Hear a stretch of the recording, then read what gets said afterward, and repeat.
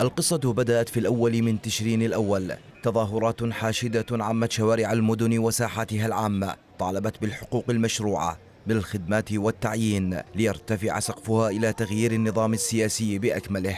قابلت هذه التظاهرات وعود بالإصلاح وتحركات سياسية حثيثة للملمة الأزمة التي بدأت بالوصول إلى الأروقة الحزبية التي لم تستطع ركوب موجتها أو السيطرة عليها.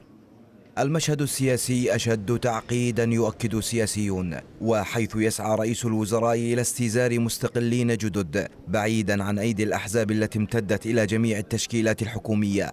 تبرز محاولات لامتصاص الأزمة من قبل 12 كتلة سياسية قررت منح الحكومة مهلة قصيرة مقدارها 45 يوما لتنفيذ الإصلاحات التي وعدت بها، أو التوجه إلى البرلمان بهدف سحب الثقة من الحكومة، أو إجراء انتخابات مبكرة بحسب وثيقة شرف وقعوا عليها.